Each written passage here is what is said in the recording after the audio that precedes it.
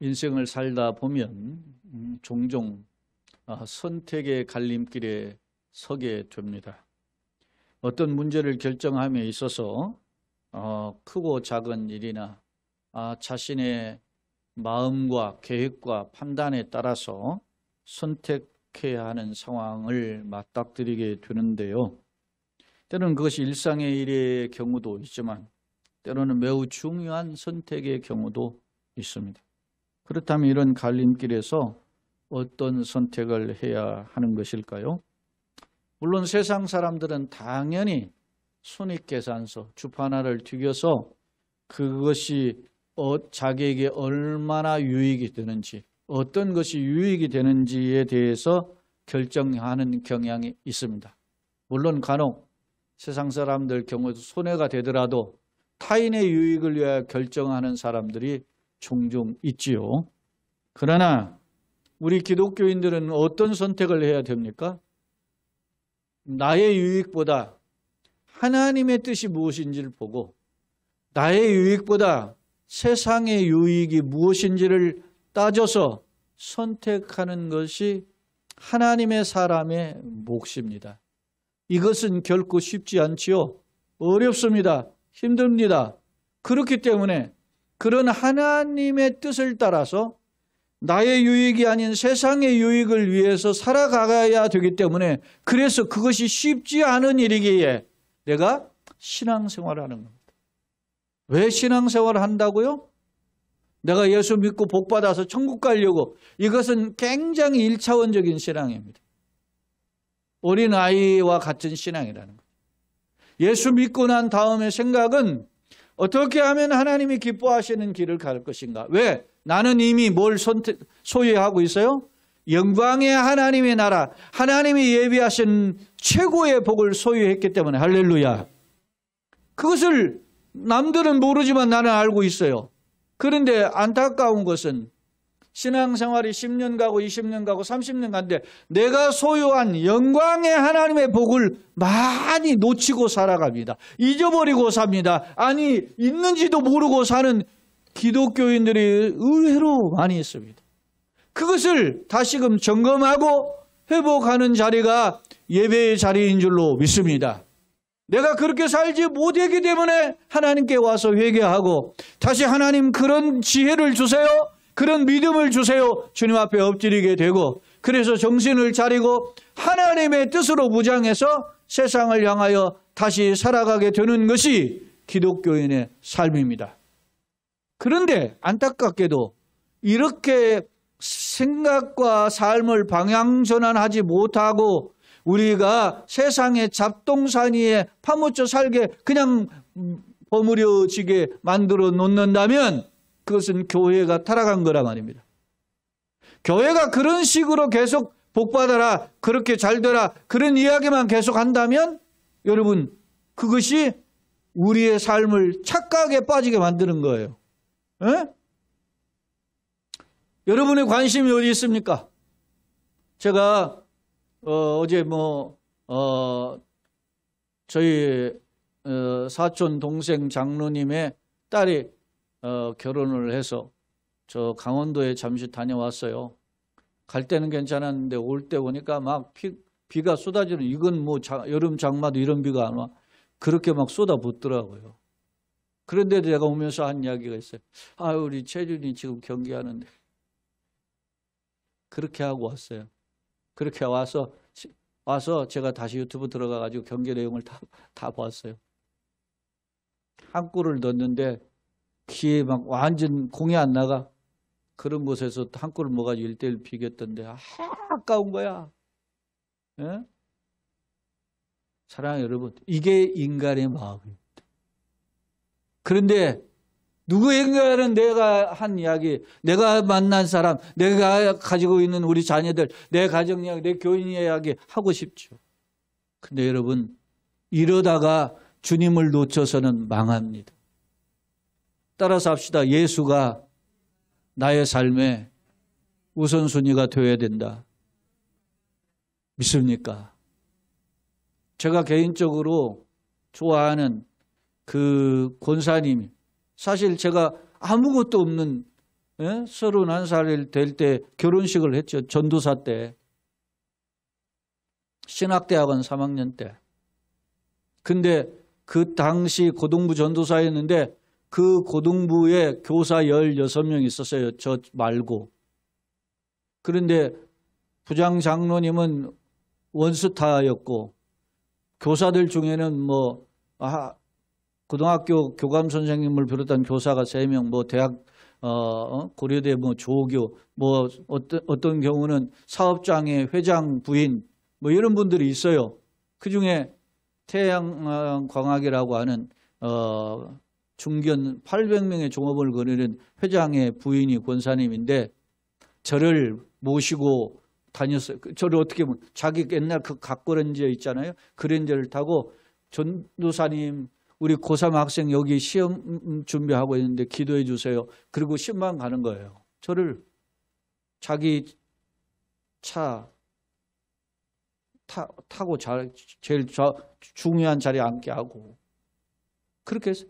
얼마나 겸손. 그분의 아들, 딸이 4남매인데 막내딸이 저하고 동갑이었어요.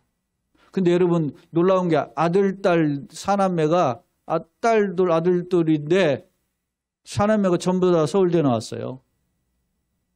놀라운 것은 사위 며느리 4명이 전부 다 서울대 나왔어요. 8명이 전부 다.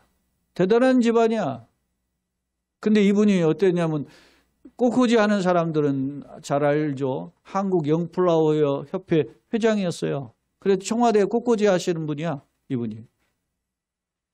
그런데 항상 전도사 고개를 숙여요.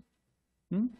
이분뿐만 아니라 제가 이야기하잖아요. 김영삼 대통령 여동생이 있었는데 제가 부목사 강도사에서 부목사 막 됐을 때 김영삼 씨가 대통령이었는데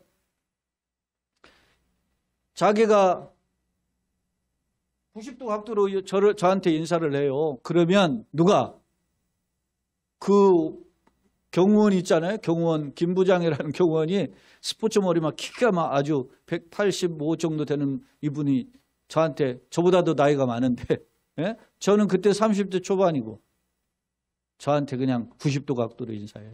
왜? 자기가 모시는 그 권사님이 교회에 가서 저 일개 부목사한테 나는 진정한 능력은 세상의 껍질을 가지고 자랑하는 게 아니라 가지고 있음에도 낮아지는 것이 진정한 자랑. 여러분 복을 받되 복을 받는 그릇이 먼저 준비되길 예수님의 이름으로 축원합니다. 오늘 말씀을 제가 살피기 전에 이 말씀을 하는 이유는 뭘까요? 오늘 성도는 어떤 선택을 해야 되는지에 대한 고민을 말씀을 통해서 살펴보고자 합니다. 역대하 16장은 이러한 질문에 대한 해답을 제시해요. 역대하 14장부터 16장은 남왕국 유다라고 하는 왕국의 세 번째 왕인 아사의 업적에 대해서 기록하고 있습니다. 당시 이스라엘은 솔로몬 왕이 죽고 남왕국 유다와 북왕국 이스라엘로 갈라졌는데 이 갈라지고 난 뒤에 사이가 좋지 않지요. 그러니까 매번 전쟁이 일어났어요. 지금 남왕국 유다는 세 번째 왕 아사, 북왕국 왕은 세 번째 왕 바하사가 통치하는 시기에 있었습니다. 그런데 이때 전쟁이 일어나는 사회가 좋지 않아요. 오늘날 마치 우리나라 남북이 갈라져 싸우는 모습과 비슷한 모습이에요. 그런데 이 아사 왕이 되어 몇 살이 왕이 되었는지 기록이 없는데 왕이 되어 41년을 통치했다 합니다. 근데 유추를 내볼 수 있어요. 왜냐하면 그의 아버지가 아비야인데 이 아비야가 왕이 된 지 2년 하고 죽어요. 3년차 죽었기 때문에 아버지를 이어서 왕이 되었단 말입니다. 예? 그리고 그 할아버지는 물론 41년에 왕이 돼서 17년 치료했으니까 꽤 오랜 기간 했었죠. 그러니까 아버지는 뒤늦게 왕이 되었지만 짧게 통치했단 말이에요. 그러니까 이 아사가 소년 시절에 왕이 되었을 것으로 학자들은 추정해요. 그래서 아마 10대 중반으로 보는 경향이 있습니다. 그런데 어찌됐든 10대 중반이 되어서도 41년을 통치했는데 이 아사 왕에 대한 평가가 어떤가? 참고로 남왕국, 북왕국으로 갈라졌을 때 북왕국은 19명, 남왕국은 아달랴라는 여인을 포함한 20명의 왕인데 각각 북왕국 19명 왕 중에는 한 명 예후가 하나님 앞에 좀 반짝 섬기다가 살았는데 전부 다 악한 왕으로 평가돼요. 남왕국은 19명, 아달랴 포함한 20명의 왕 중에 8명의 왕이 선한 왕으로 일부 포함되고 그중에 가장 선한 왕은 3명만 분류해요. 근데 아사 왕은 8명에 속하지만 나머지 3명에는 속하지 않는단 말이에요. 그런 왕이에요. 그렇다면 3대 선한 왕, 예를 들어서 여호사밧, 히스기야, 요시야는 아니지만 그래 8명의 왕에 들어가는데 이 아사는 그러면 도대체 어떤 통치를 했을까? 참고로 남북 왕들의 그 평가 기준이 다른데 북왕국의 19명 왕은 동일하게 느밧의 아들 여로보암의 죄를 쫓아서 여호와 보시기에 악을 행하더니라는 것이 19명 왕의 공통적인 평가예요. 앞서 하나님을 기쁘시게 일시적으로 했었던 왕 예후라는 왕이 있어요. 근데 그 예후라는 왕은 당시 아합이라고는 왕의 장수였는데 아주 극악한 왕이었단 말입니다. 이세벨이라는 여인과 결혼을 하고 이게 시돈 땅의 공주인데 시집을 올 때 바알이라는 우상을 가지고 와요. 와서 이스라엘 전부 바알 속에 빠지게 하니까 하나님이 그 바알을 척결하는, 바알 섬기는 사람들 척결하는 도구로 예후라는 장군을 택했고, 그리고 그 바알을 척결할 뿐만 아니라 그 아합 왕의 두 아들까지도 다 죽여요. 왕들인데. 그렇게 쓸어버리는 그런 도구로서 예후를 택하셨어요. 그래서 그 모습이 예후가 하나님을 기쁘시게 했기 때문에 예후의 아들 손자 4대에 걸쳐서 나라를 왕성하게 하는데 이 나라의 왕의 연한이 약 100여 년 가까이 돼요. 예후부터. 참고로 보세요. 북왕국은 208년이라는 왕이 19명 왕이 통치하는데 208년 통치했는데 약 절반 조금 모자라는 기간 동안 이 예후라는 5명의 왕이 통치했다. 한 번 하나님 기쁘시게 하면 이렇게 하나님의 복을 주셨으면 알 수 있어요. 그러나 예후도 마찬가지로 여호와 보시기에 뭐요? 악한 일, 여로보암의 죄 3가지. 예? 죄가 뭐예요? 베델과 다른 금송아지 이게 하나님의 성기라 했고, 또 하나는 제사장이 아닌 사람을 레위인이 아닌 사람을 제사장 세웠고, 또 하나는 뭡니까? 날짜 절기를 바꿔가지고 이게 하나님의 섬기는 절기라 해서 이스라엘 백성들을 예루살렘 못 가게 가로막았단 말이에요. 이것이 여호와 보시기에 악한 일이었다는 겁니다. 그런데 이 일을 나머지 왕들이 다 해서 왜 그랬을까요? 궁금하죠? 그 일은 딱 한 가지요. 왜? 북왕국은 10지파, 남왕국은 2지파란 말이에요. 상대적으로 굉장히 많은 사람들이 있었는데 그 사람들이 남쪽에 예루살렘에 가면 민심을 빼앗기니까 민심을 얻기 위해서 이 짓을 한 거예요. 바꿔 이야기하면 사람으로부터 민심을 얻었어도 하나님의 뜻을 거스르면 망한다. 할렐루야. 성경은 이 북왕국 19명 왕을 통해 우리에게 교훈하고 있어요. 그러면 남왕국은 어땠을까? 참고요. 보세요. 우선 열왕기하 10장 30절 31절 남왕국 왕을 살피기 전에 한번 읽어봅시다. 시작. 여호와께서 예후에게 이르시되 내가 나 보기에 정직한 일을 행하되 잘 행하여 내 마음에 있는 대로 아합 집에 행하였은즉 내 자손이 이스라엘 왕위를 이어 4대를 지나리라 하시니라. 그러나 예후가 전심으로 이스라엘 하나님 여호와의 율법을 지켜 행하지 아니하며 여로보암이 이스라엘에게 범하게 한 그 죄에서 떠나지 아니하여. 예후도 이렇게 세상에 한 발, 주님께 한 발 이렇게 한 거를 제대로 그걸 떠나지 못했다는 거예요. 자, 그러면 남왕국의 왕 이 20명은 어떤 왕들의 행적인가? 주목할 점은 여호와 보시기에 악을 행하더니 라는 평가와 잘못한 왕은, 선한 왕은 여호와 보시기에 정직하여라고 하는 평가를 한다는 거예요. 여호와 보시기에 어땠다? 정직했다. 여호와 보시기에 어떻게 해요? 악을 행했다. 사랑하는 성도 여러분, 하나님은 어떻게 해요? 하나님의 눈으로 살펴보신다는 사실. 그런데 덧붙여서 앞선 3대 선한 왕이 있었죠? 여호사밧, 히스기야, 요시아라는 왕은 덧붙여서 하나 더 칭찬하는 내용이 있어요. 여호와 보시기에 다윗과 같이 정직히 행하였더라. 할렐루야. 그 샘플을 누구로 평가 비교해요? 다윗과 같았다. 그런데 여러분 보십시다. 열왕기상 15장 11절을 같이 한번 읽어볼까요? 시작. 아사가 그의 조상 다윗같이 여호와 보시기에 정직하게 행하여. 할렐루야.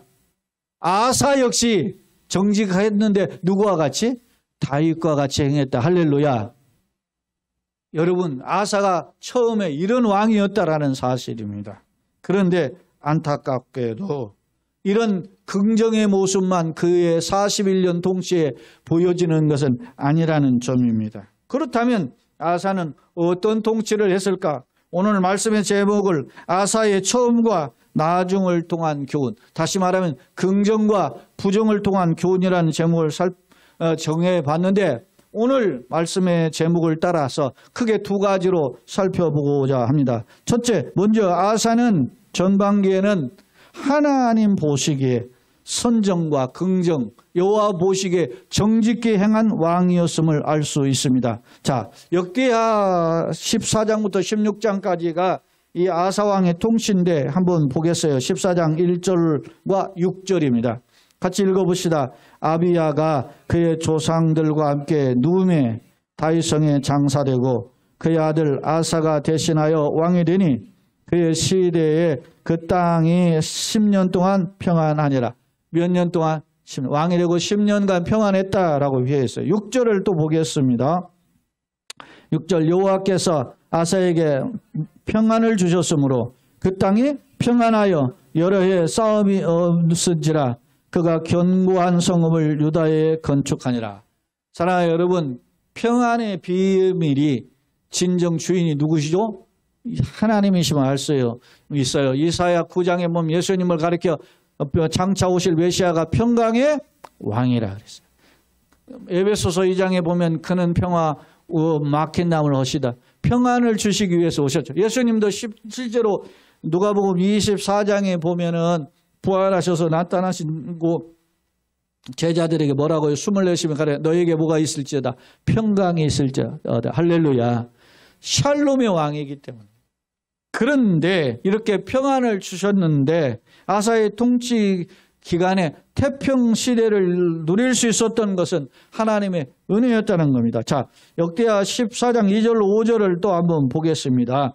아사가 그의 하나님 여호와 보시기에 선과 정의를 행하여 이방 제단과 산당을 없애고 주상을 깨뜨리며 아세상을 찢고 유다 사람에게 명하여 그 조상들의 하나님 여호와를 찾게 하며 그의 율법과 명령을 행하게 하고 또 유다 모든 성읍에서 산당과 태양상을 없애며 나라가 그 앞에 평안함을 누리니라. 어떻게 하니까? 여호와 보시기에 정직과 선을 행했는데요. 그 정직과 선을 행한 모습이 뭐예요? 철저하게 이방의 제단, 산당, 주상은 주물로 만든 상이죠. 아세라상 그리고 유다 사람들에게 명하여 조상들 하나님을 하나님을 찾아야 산다 가르쳤고 율법을 명해서 행하게 했고 또 나아가서 각종 성읍에 있는 산당과 특히 태양상, 이 태양상은 이집트의 신상이잖아요. 그 상을 없애고 그렇게 하나님 앞에서 노력했더니 하나님 뭘 주셨다? 평안을 주셨다. 따라서 합시다. 하나님 뜻대로 살면 참 평안을 주신다. 믿습니까? 믿습니까? 그렇습니다. 오늘 성경 그걸 보여줘요. 주목할 점은 열왕기상 15장에 보면 열왕기상은 병행하는 성경인데 15장 13절에 이런 표현이 있어요. 또 그의 어머니 마아가가 혐오스러운 아세라상을 만들었으므로 태후의 위를 패하고 그 우상을 찍어 기드론 시내가에서 불라살랐으나 그렇게 표현하고 있어요. 그의 어머니 마아가라고 했는데 이 어머니라고 하는 M이라고 하는 단어는 이 히브리어로 M은 조상들 뜻이에요. 그러니까 어머니도 포함되고 할머니도 포함되고 하는 단어예요. 근데 어머니 마아가라고 했는데 사실은 마아가는 할머니예요. 누구의 어머니냐? 자기 아버지 아비야의 어머니예요. 그러니까 할머니죠. 할머니가, 아버지는 일찍 죽었잖아요. 왕이 된 지. 그러니까 그 할머니는 살아있는데 그 할머니가 그 가장 극악한 이 아세라는 이 뭡니까? 풍요와 다산의 신이에요. 여신이에요. 그 신상을 섬기니까 할머니에서 일종의 대왕대비와 같은 분이잖아요. 그 위에서 폐위를 시킨 거예요. 하나님의 왕위를 주신 그 자리를 유지할 수 없습니다. 그렇게 한 거예요. 이럴 정도로 어떻게 해요? 열성이 있어요. 그리고 그 아세라 상은 어디로 갔으면 기드론 시내가에 가가지고 불살을 버렸다. 이럴 정도로 이 아사 왕이 열정이 있었음을 알 수 있어요. 그래서 아사의 통치 초기에 앞서 우리가 역대하 14장 6절 우리가 앞서 읽어본 것처럼 여호와께서 아사에게 뭐로? 평안을 주셨으므로 그 땅이 평안하였다. 할렐루야. 성경은 기록하고 있습니다. 그런데요, 주목할 점이 하나 또 있는데 역대하 15장에 봅시다. 15장에 보면 15장 8절 9절을 같이 한번 읽어보겠습니다. 시작. 아사가 이 말 곧 선지자 오뎃의 예언을 듣고 마음을 강하게 하여 가져간 물건들을 유다와 베냐민 온 땅에서 없애고 또 에브라임 산지에서 빼앗은 성읍들에서도 없애고 또 여호와의 낭실 앞에 있는 여호와의 제단을 재건하고 또 유다와 베냐민 무리를 모으고 에브라임과 므낫세와 시므온 가운데서 나와서 저희 중에 머물러 사는 자들을 모았으니 이는 이스라엘 사람들이 아사의 하나님 여호와께서 그와 함께 하심을 보고 아사에게로 돌아오는 자가 많았음이더라. 할렐루야. 자, 당시 아사왕이 이렇게 적극적으로 우상과 산당들을 철폐하고 막 찍어버리고 불태워버리고 이랬는데 이런 이 배경에 누가 있었어요? 이 아사가 이 말 곧 선지자 오뎃의 예언을 듣고 이렇게 했다는 겁니다. 예? 역대하 15장 8절에 보니 그렇죠? 그러니까 하나님의 예언, 하나님의 말씀을 듣고 결단한 거예요. 할렐루야. 내가 하나님의 말씀을 듣고 어떻게 살 것인가 결단하는 자리가 오늘 예배의 자리인 줄로 믿습니다. 다시 말하면 아사는 선정을 베푸는 비결이 뭐였어요? 선지자를 통한 하나님의 말씀에 경청했단 말이에요. 주의를 기울여서 그 말씀을 듣고 우상을 없앴고 하나님의 제단을 재건했고 그리고 아사가 이렇게 하나님을 잘 섬기는 걸 보고 백성들이 어떻게 해요? 백성들이 그걸 보고 따라 모였어요. 에브라임과 므낫세, 시므온. 예? 시므온은 여러 지파로 흩어져 있는 사람이고 에브라임과 므낫세는 누구예요? 지금 갈라진 북왕국을 대표하는 지파예요. 특히 이 북왕국의 수도는 사마리아 성인데 그 사마리아 성이 에브라임 지파의 성이란 말입니다. 그러니까 저 북녘 땅에 갔던 백성들도 마음이 어디에 있는 거예요 지금? 남쪽에 하나님을 섬기는 왕의 모습을 본받았던 거예요. 사랑해요 여러분. 오늘 우리가 하나님의 뜻에 기울이고 주님 뜻대로 살고자 하면 내 주변, 내 자신과 내 주변 아니라 주변에 있는 사람들도 긍정의 영향을 받게 되는 줄로 믿습니다. 이렇게 아사는 전반기 통치의 모습을 보니까 하나님의 말씀을 쫓아서 매우 긍정적이고 적극적이고 열정적으로 우상을 적폐하고 그리고 정의를 행하고 백성들에게 율법을 지켜 살라고 권하고 그래서 백성들의 신앙의 부흥운동까지 이끌었던 왕이 아사였음을 알 수 있습니다. 자, 참고로 보세요.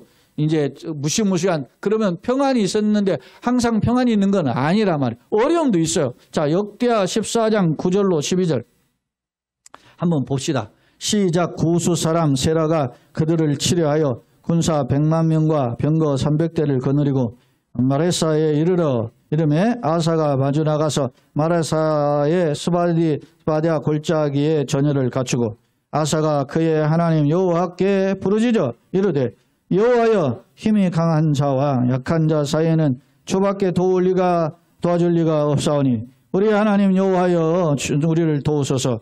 우리가 주를 의지하오며 주의 이름을 의탁하고 이 많은 무리를 치러 왔나이다.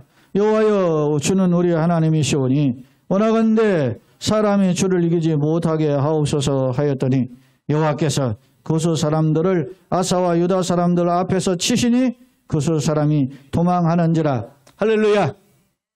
구스 사람이 이 어마어마한 군대를 거느리고 구스가 이리오피아예요. 저 아프리카의 어마어마한 군사력을 가지고 이제 이 조그만 나라의 남왕국 유다를 쳐들어왔단 말입니다.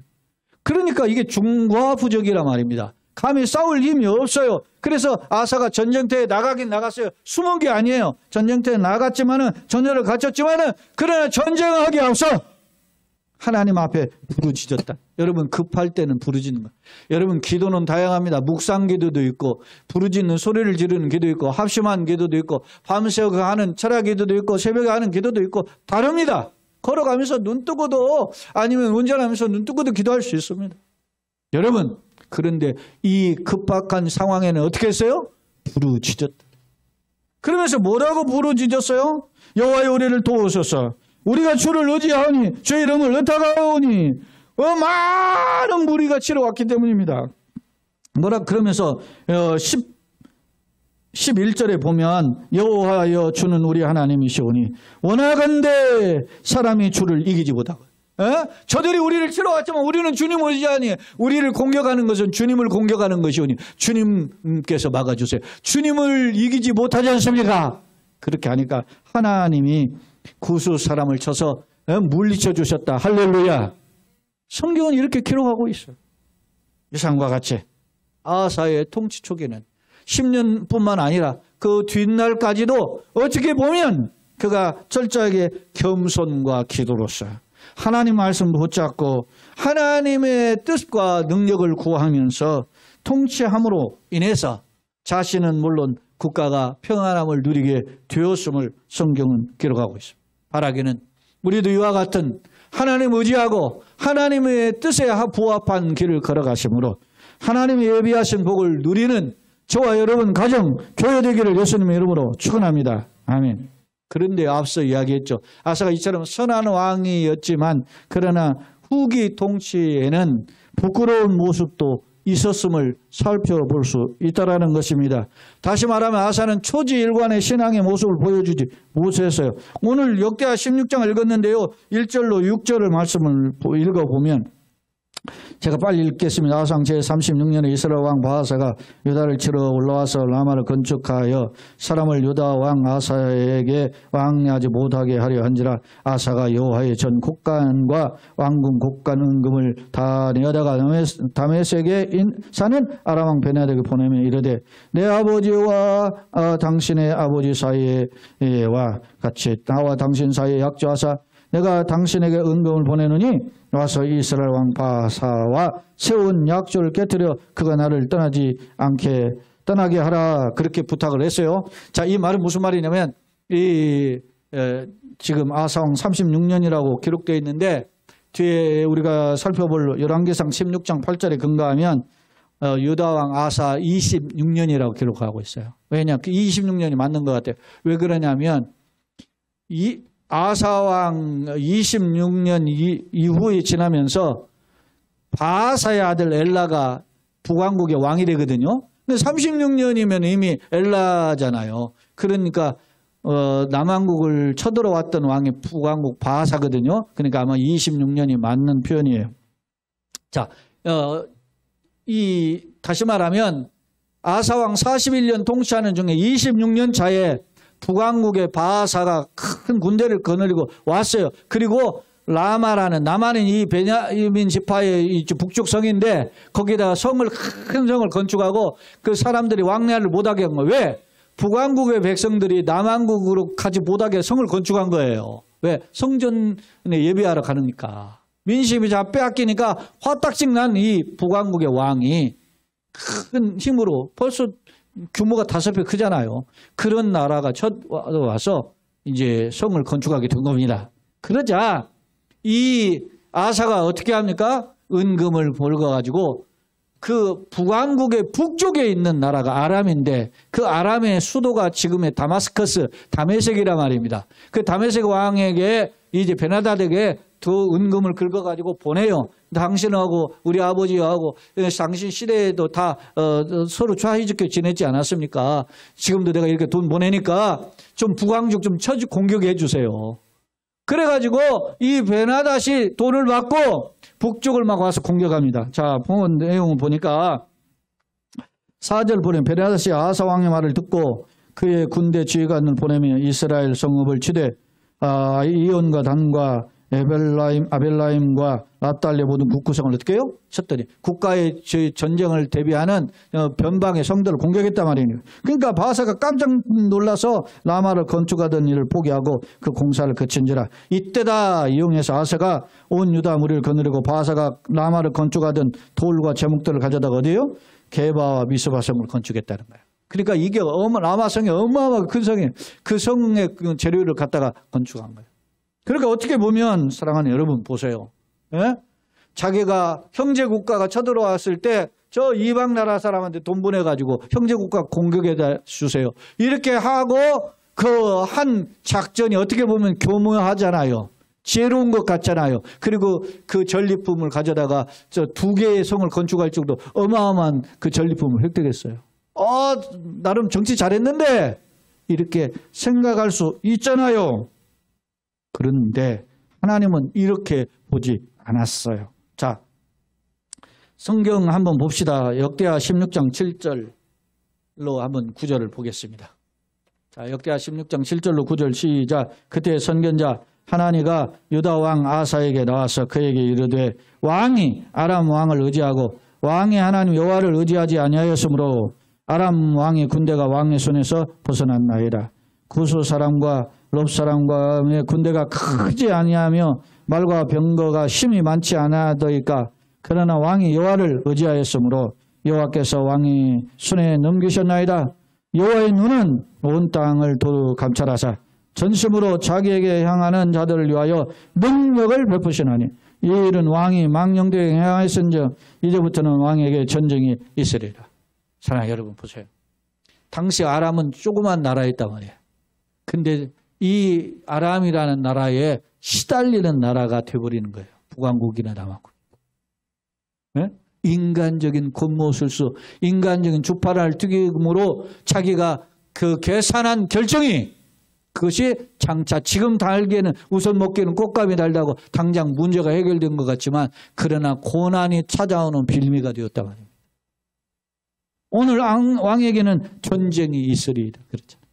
왕이 하나님을 의지할 때는 전쟁이 와도 하나님 피할 길을 내셨는데 왕이 잠깐 눈에 닥친 전쟁을 해결하려고 인간의 방법을 동원할 때 그것이 일시적으로는 유익이 될지는 모르지만 당신에게는 고난이죠. 왜? 이걸 보세요.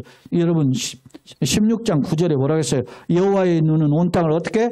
두루 감찰. 여호와의 눈이 하나님은 두 눈을 보신단 말이에요. 하나님의 눈은 불꽃 같은 눈은 눈동자처럼 지키시는 분인 줄 우리는 믿죠? 그 하나님이 나의 삶을 지킨다.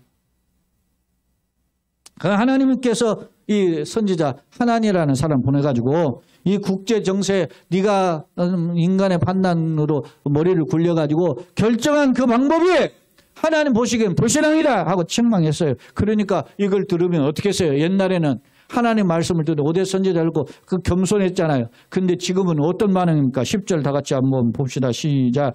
아사가 노하여 선견자를 옥에 가두었으니 이는 그의 말에 크게 노하였으며 그때 아사가 또 백성 중에 몇 사람을 학대하였더라. 이제는 교만해진 아사의 모습을 봅니다. 내가 누군데 감히 나한테 이래라 저래라 해? 에? 내가 대통령. 여러분 지금 옛날엔 절대 분권주의 정의 시대에는 왕이 최고였죠. 근데 지금도 그 국가의 지도자가 왕인 것처럼 그런 걸 행동을 하는 사람은 지극히 모자란 놈이에요. 에? 국가의 대통령이 그렇게 지도자 노릇을 하면 안 되는 거야. 지금은 나에게 주어진 짧은 기간, 임기도 정해졌지 않아. 옛날엔 죽을 때까지 했는데 이 정해진 인간에 나에게 좋은 일을 할 수 있는 기회를 주시죠. 할렐루야. 사랑하는 여러분, 내가 가지고 있는 지식, 학문, 학벌, 내가 가지고 있는 돈, 내가 가지고 있는 건강, 내가 가지고 있는 재능, 달란트, 이거는 나에게 잠시 좋은 일 하라고 하나님이 나에게 맡겨주신 기회인 줄로 믿습니다. 내가 잘나서가 아닌 거야. 에? 제가 이야기하잖아요. 지난달에도 우리 친구 목사들 10여 명 모이는 동기 모임에 갔지만 저 같이 깨복쟁이 친구야. 에? 같은 교회. 그 목사님은 5,000명 모이는 교회 담임 목사예요. 작년만 5,000명 모여요. 에? 그게. 그런데 겸손해. 에?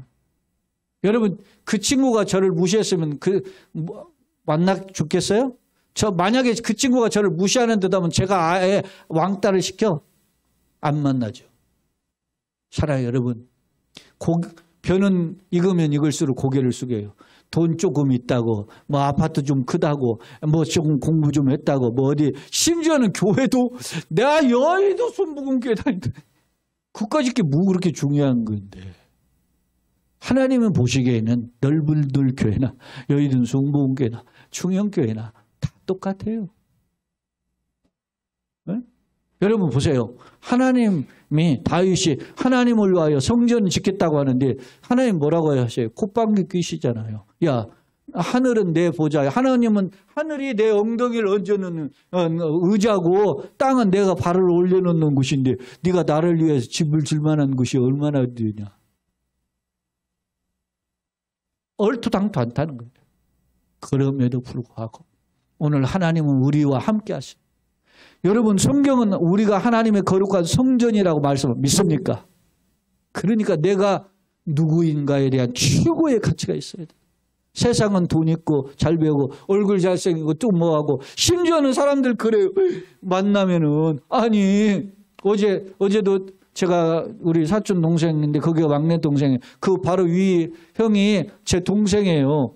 근데 그 동생이 환갑이 지났다고 은퇴했다고 이제 회사에서 그만두라 은퇴했다고 해가지고 일주일 동안 설악산 지금 부부 그렇게 등반하고 그 결혼식에 왔다 그러더라고.